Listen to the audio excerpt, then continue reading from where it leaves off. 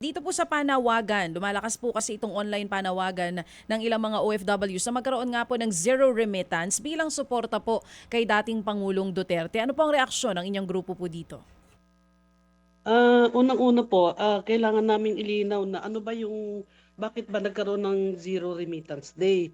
Ah, ang Migrante International po ang nagsimula nito na panawagan para um, iparating sa mga leader sa gobyerno na asikasuhin ang karapatan at kagalingan ng mga OFW. So sa katunayan nga, nagsimula yan nung panahon ni dating President Arroyo noong ipinatupad niya yung sa bagong OWA Omnibus Policy na kung saan itataas ang mga bayarin ng mga OFW at yung pagbibigay niya ng um, power sa mga recruitment agencies na itaas yung mga singilin nila. Na nagamit po natin ito at nagkaroon ng mga pagbabago doon sa OWA Omnibus Policies.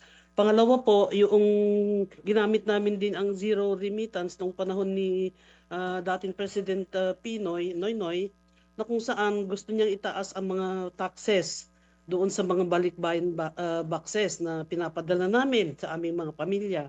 So, ang gusto po naming iparating no, sa ating mga kababayan na yung Zero Remittance Day ay isang political action na ginagamit natin bilang pag-pressure sa ating government na sa hangad nating pagbabago ng mga polisiya o kaya kung ano man yung batas nilang gagawin para sa kapakanan ng ating OFW. Ngayon, yung balak nila na mag-zero remittance day para pauwiin si dating Presidente Duterte, eh kung titingnan po natin, parang insulto po yan sa mga namatay noong kapanahonan niya. At kung maalala din natin, nung panahon din ni dating President Duterte, ipinatupad niya yung persadong pagbabayad natin ng SSS at saka yung PhilHealth na naipagtagumpay din naman namin na kung saan nasuspend yung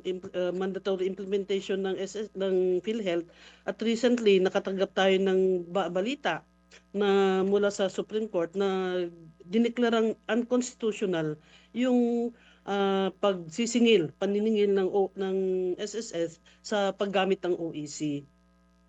So, sabi nyo nga po ginawa nyo rin ito noon, pero ngayon nagagawin po ito ng ibang grupo ng mga OFWs, hindi po sang-ayon ang migrante. Hindi po sumasang-ayon ang migrante sa gagawin nilang pagpapauwi sa pamamagitan ng Zero Remittance Day.